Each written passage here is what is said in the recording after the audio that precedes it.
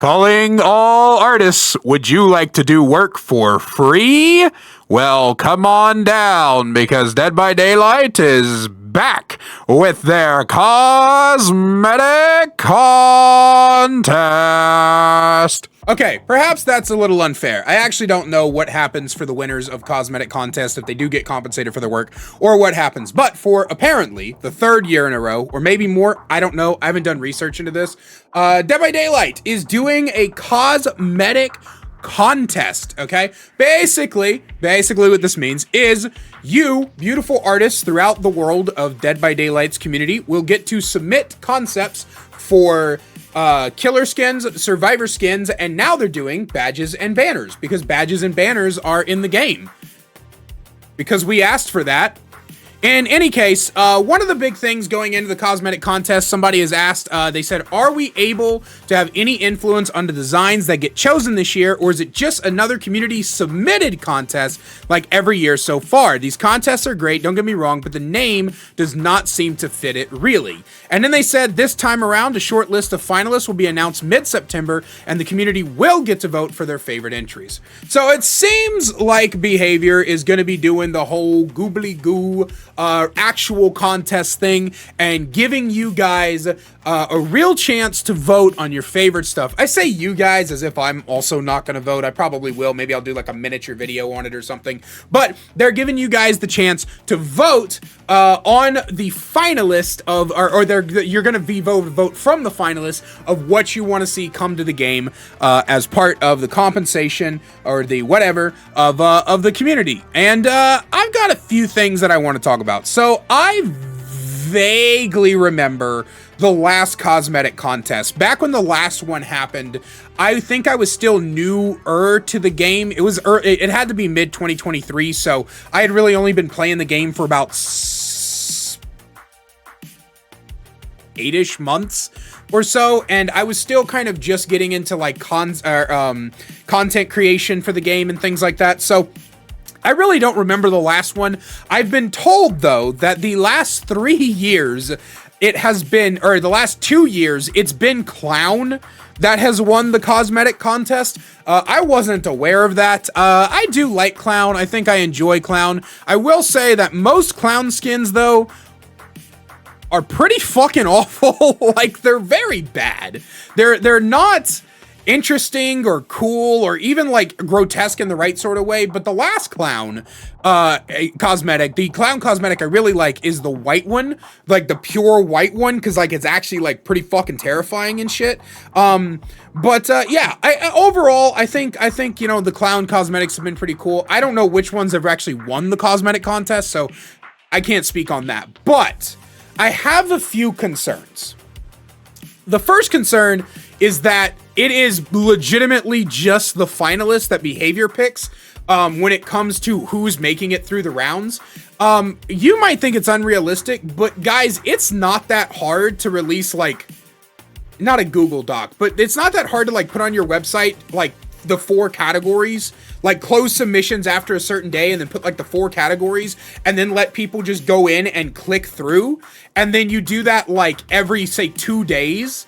And then whoever gets the most votes out of a certain number of, like, you're looking for a certain number to get the most votes, they move on to the next round. And then you just keep doing like 2 days of that. I know there's going to be tons of submissions, right? Probably in the thousands, if not tens of thousands of submissions. But I feel like it'd be easier to just let an automatic system select the ones that are voted for than having a bunch of your people sit down and manually scroll through all of it.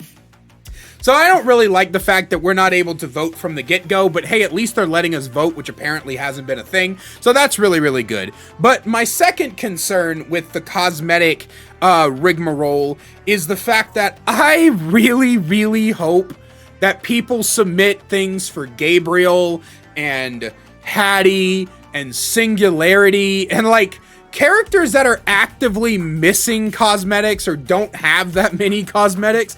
Obviously, I would love if we could submit stuff for like licensed characters, but that's, you know, obviously not there. But like, there is just no reason for so many characters in this game to have a complete lack of cosmetic choices.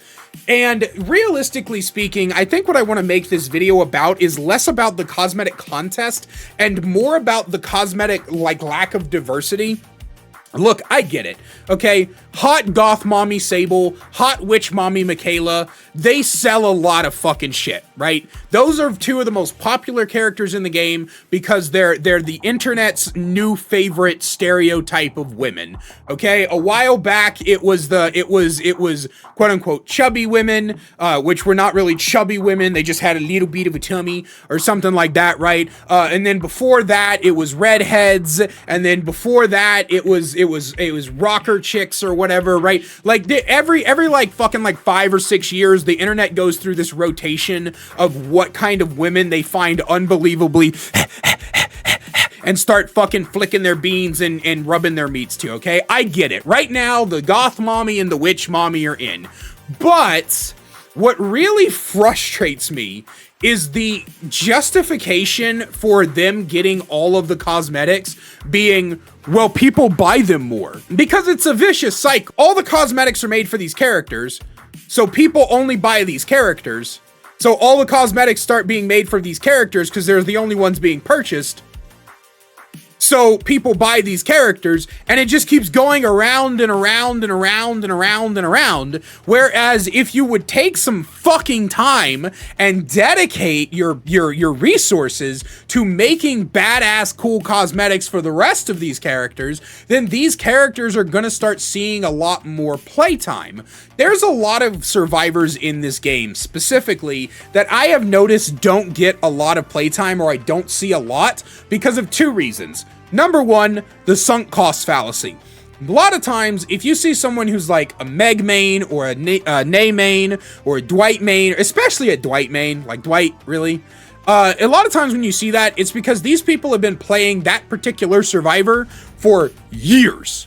Literal years. They started playing in the first couple years of the game. Those were all that were really available. They started in years. Well, number two, it's because it's a character that has a dickload of cosmetics. But you would make so much more money if people were able to buy cosmetics for other characters, because there are characters that people want to play because they like the lore, or they like the look of them, or whatever, but they don't because there's no customization available. Do you know how frustrating it is for people to want to play someone like Quentin, and it's hard to, because all he has is a beanie and I think like a jacket. I think he's got like a jacket or something. That's all he has. Do you know how frustrated Freddy players are? Because the most customization they can possibly get is the bloody cosmetic. Do you know how irritating that is? Do you know how annoying it is for me to like really like Vecna, but he released with one skin? You know how much that pisses me off? You understand the fucking cavalcade of possible skins you could have had for Vecna, and the most you gave me was a 3rd edition entry that looks like shit? Anyway, the point is that this vicious cycle is one that behavior locks themselves into by assuming people only want to buy the cosmetics for these specific characters. And I personally think that it is time for Behavior's art department to sit down and make a gigantic collection for underrepresented characters. Here, one of the collections I have wanted to see for a while is a shirtless collection. Like, every single character in the game gets a shirtless variant, and then everybody can shut the fuck up about it. But outside of that, I would love to see like an underdog collection where like Hattie, Gabriel, Singularity, Adam doesn't really have that many, characters like that can get just like an overabundance of cosmetics. And I'm not talking like a collection where like one releases for Hattie, one releases for Gabriel. I'm talking like 5 for Hattie, 5 for Gabriel, 5 for Singularity, and more and more and more. I can't think of all the underrepresented ones off the top of my head. That's what happens when you don't script videos. But the point is that in the cosmetic department, I feel like there's a severe lack of like giving a hand out to people. Like, for example, the fact that Claudette did not get like an alchemist or a druid skin even from the Dungeons and Dragons collection was so weird to so many people. Yes. You know, like there's these different things like, okay, Gabriel's supposed to be like this sci-fi clone like dude. Why didn't he get like a doppelganger skin from Dungeons and Dragons? That would have been really fucking cool. Hattie is this like paranormal hunter. You could have given her an artificer skin. Like there was so much. I want to do a video on like the missed potential of cosmetics for Dungeons and Dragons, but like that's a whole separate like problem. I'm just saying that like in general terms speaking, there's a lot of people who are missing out on cosmetics, and it's very frustrating for a lot of Survivor mains, especially. Like Singularity mains I know are hurting because they got like nothing. Like Singularity cosmetics are like limited and pretty crap, to be honest with you, so I know they're hurting. But like, why is there just this? For me personally, if I was Behavior, every time a new collection would be pitched, I would be like, okay, let's look at who has the least amount and catch them all up. Like there should be this regular rotation of cosmetics. Like you catch everybody up, everyone's on vaguely the same playing field in terms of number and cosmetics. Like you don't have to give them fucking 30 or 40 different cosmetic outfits like Dwight and them have, okay? But like catch them up a little bit. Like make sure everybody's got like at least 20 or something. And then when new characters release, you want to release them with, you know, like 20 or so cosmetics so that you get the ball rolling. And then there could be like this rotation that you go through where, okay, it's time for this chunk of survivors to get their cosmetics, but the next couple of collection events, it'll be this chunk of survivors to get their cosmetics, and so on and so forth. And I just really don't understand why it isn't like that. It's just one of those things where it doesn't really make any sense to me, because I feel like you would make more money if you gave everybody a lot of cosmetics, because some people are completionist. And the more cosmetics you release for a character, the more they'll want to buy those cosmetics.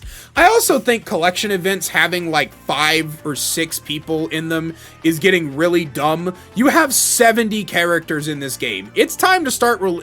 Every collection event needs to have like a minimum 15 characters in them, okay?